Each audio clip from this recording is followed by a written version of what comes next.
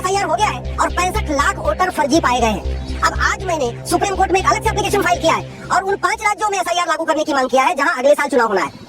असम में अगले साल चुनाव है, बंगाल में अगले साल चुनाव है, तमिलनाडु में अगले साल चुनाव है, केरल में अगले साल चुनाव है और पांडिचेरी में भी अगले साल चुनाव है। 5 राज्यों में 2026 में चुनाव होना है। तो आज इसलिए मैंने माननीय सुप्रीम कोर्ट में एक एप्लीकेशन मूव किया है और मूव करके कहा है कि तत्काल बिहार के बाद बिहार चुनाव के साथ साथ उन 5 राज्यों में एसआईआर का शेड्यूल तत्काल जारी किया जाए और उन 5 राज्यों में स्पेशल इंटेंसिव रिवीजन शुरू कर दिया जाए। बिहार का नतीजा सबके सामने है, 65 लाख फर्जी वोटर। आप कल्पना करिए, मैं गारंटी के साथ कह रहा हूँ, बंगाल में इससे कहीं ज्यादा फर्जी वोटर मिलेंगे, असम में भी इससे ज्यादा फर्जी वोटर मिलेंगे, केरल में भी फर्जी वोटर मिलेंगे और तमिलनाडु में भी फर्जी वोटर मिलेंगे, पांडिचेरी में भी फर्जी वोटर मिलेंगे। इसलिए इलेक्शन कमीशन को तत्काल इन 5 राज्यों में जहां अगले साल चुनाव होना है वहां पे स्पेशल इंटेंसिव रिवीजन का शेड्यूल शुरू करना चाहिए। और एक मेरा केंद्र सरकार से भी आग्रह है कि केवल एसआईआर इलेक्शन के कमीशन के एसआईआर करने से बात नहीं बनेगी। अब समय आ गया है बीएनएस में बदलाव किया जाए और फर्जी डॉक्यूमेंट बनाने को गंभीर अपराध घोषित किया जाए। पूरे देश में इस समय 2000 रुपए में आधार बन रहा है, फर्जी आधार। पूरे देश में 2 से 3 हजार रुपए में फर्जी राशन कार्ड बनवा ले रहे हैं घुसपैठिए। ये घुसपैठिए बॉर्डर पे 2000 देके आते हैं, अंदर आते हैं 2000 रुपए फर्जी राशन कार्ड बनवा लेते हैं, 2000 रुपए में फर्जी आधार बनवा लेते हैं, 2000 रुपए में फर्जी बर्थ सर्टिफिकेट बनवा लेते हैं नगर निगम के जरिए, फिर 3 से 4000 रुपए देते हैं ड्राइविंग लाइसेंस बना लेते हैं आरटीओ ऑफिस के। तो 10 से 12 हजार रुपए खर्च करके ये पाकिस्तानी, अफगानिस्तानी, रोहिंग्या, बांग्लादेशी 4 से 5 डॉक्यूमेंट बनवा लेते हैं और उसके बाद फिर 2-2 हजार रुपए देते हैं और उसके बाद वोटर आईडी में अपना नाम जुड़वा लेते हैं। तो ज्यादा से ज्यादा 15 हजार रुपए खर्च कर रहे हैं ये पाकिस्तानी, अफगानिस्तानी, रोहिंग्या, बांग्लादेशी और भारत के नागरिक बन जा रहे हैं। ये सब इसलिए चल रहा है क्योंकि फर्जी डॉक्यूमेंट बनाना और फर्जी डॉक्यूमेंट बनवाना गंभीर अपराध नहीं। इसलिए मैं माननीय प्रधानमंत्री गृहमंत्री से निवेदन कर रहा हूँ, सबसे पहले फर्जी आधार, फर्जी राशन कार्ड, फर्जी ड्राइविंग लाइसेंस, फर्जी बर्थ सर्टिफिकेट, फर्जी वोटर आईडी, इसको बनाने और बनवाने को जघन्य अपराध घोषित करें। गंभीर अपराध नहीं, सीरियस ऑफेंस नहीं, हीनस क्राइम, जघन्य अपराध घोषित करें और फर्जी डॉक्यूमेंट बनाने वालों को 10 से 20 साल की सजा का प्रावधान करें। जितना जरूरी है फर्जी डॉक्यूमेंट बनाने वालों को सजा देना, उतना जरूरी है बनवाने वालों को भी देना। जब तक ये नहीं करेंगे, कानून नहीं बनाएंगे, तब तक ये फर्जीवाड़ा रुकेगा नहीं। और ये कानून बनाने के बाद भी खौफ तभी पैदा होगा जब झूठी गवाही गंभीर अपराध हो और झूठ बोलना गंभीर अपराध हो। क्योंकि ज्यादातर केस में देखा गया है कि पुलिस पकड़ती तो है, रोहिंग्या को पकड़ती है, बांग्लादेशियों को पकड़ती है, पाकिस्तानियों को पकड़ती है, अफगानिस्तानियों को पकड़ती है, लेकिन उनको किसी धारा में ठीक से गंभीरता के साथ उनको जो है जेल में बंद नहीं कर पाती और बाद में कोर्ट से उनको बेल मिल जाती है। बेल इसलिए मिल जा रही है कि भारत में अवैध रूप से रहना ये जघन्य अपराध नहीं है, फर्जी डॉक्यूमेंट के सहारे रहना ये भी जघन्य अपराध नहीं है, भारत में अवैध रूप से प्रवेश करना ये भी जघन्य अपराध नहीं है, डॉक्यूमेंट बनवा लेना फर्जी वो भी जघन्य अपराध नहीं है। तो न घुसपैठियों को कोई ढंग से सजा हो रही है, न घुसपैठियों के मददगारों को कोई सजा हो रही है।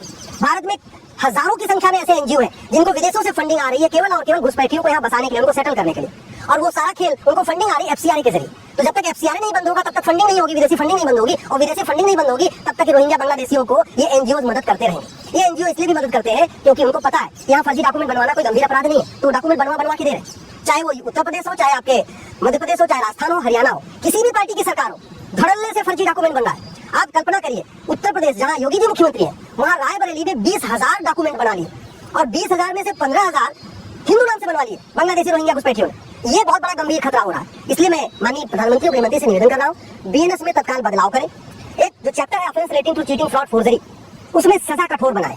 फर्जी डॉक्यूमेंट बनाने वालों को, जो सरकारी कर्मचारी हैं, चाहे वो नगर निगम के कर्मचारी हैं, चाहे आरटीओ ऑफिस के कर्मचारी हैं, तहसील के कर्मचारी हैं, चाहे वो लेखपाल है या पटवारी है या वोटर आईडी में नाम जोड़ने वाले बीएलओ हैं, जो भी सरकारी कर्मचारी किसी रोहिंग्या, बांग्लादेशी, घुसपैठिए का वोटर आईडी में नाम जोड़ रहा है, डॉक्यूमेंट बना रहा है, आधार बना रहा है, राशन कार्ड बना रहा है, उनके ऊपर कम से कम 10 से 20 लाख रुपए जुर्माना और 10 से 20 लाख रुपए सजा के लिए तत्काल कानून बनाना जरूरी है। तब जाके खौफ पैदा होगा, क्योंकि इस समय भारत में 5 करोड़ घुसपैठिए आ चुके हैं। 5 करोड़ में से लगभग 2 करोड़ ने तो फर्जी डॉक्यूमेंट बना भी लिया है और लगभग उनका वोटर आईडी में नाम भी जुड़ गया है। बिहार में जो 65 लाख फर्जी वोटर पकड़े गए, उनमें बहुत बड़ी संख्या में घुसपैठिए है, बांग्लादेशी है, रोहिंग्या है। जो बिहार का सीमांचल वाला एरिया, बॉर्डर वाला एरिया, अररिया हुआ, पूर्णिया हुआ, इवन दरभंगा वाला एरिया जो है, उससे समस्तीपुर है, हाजीपुर है, वहाँ पे पूरी तरह जितने भी घुसपैठिए सबने डॉक्यूमेंट बनवा लिए, सबने वोटर आईडी में नाम जुड़वा लिया।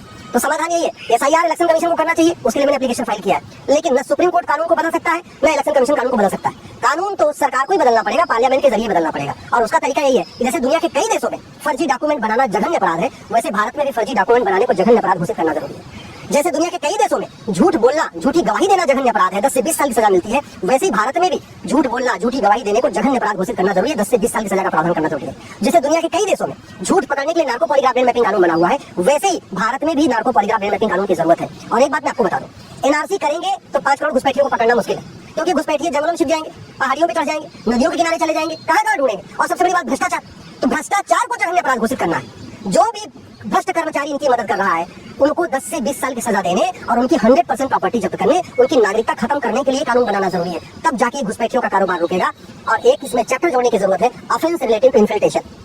दुर्भाग्य है कि पूरे देश में घुसपैठ चल रही है, लेकिन बीएनएस में घुसपैठ से रिलेटेड कोई एक चैप्टर नहीं है। इसमें चोरी के लिए चैप्टर है, डकैती के लिए चैप्टर है, झपटमारी के लिए चैप्टर है, बाकी सबके लिए चैप्टर है, लेकिन घुसपैठ जो हमारी भारत की संप्रभुता के लिए खतरा है, हमारी राष्ट्र की सुरक्षा के लिए खतरा है, देश की एकता अखंडता के लिए खतरा है, जिसके कारण भारत की डेमोग्राफी बदल रही है, भारत का राष्ट्रांतरण हो रहा है, भारत की जो है पूरी तरीके से पॉलिटिकल सिस्टम चेंज होता जा रहा है, जिसकी वजह से घुसपैठिए तय कर रहे हैं कौन जीतेगा हारेगा, उसके खिलाफ इस बीएनएस में चैप्टर है ही नहीं है। इसलिए मैं माननीय प्रधानमंत्री गृहमंत्री से निवेदन कर रहा हूँ, बीएनएस में बदलाव करके एक नया चैप्टर जोड़े, ऑफेंस रिलेटिंग टू इन्फिल्ट्रेशन।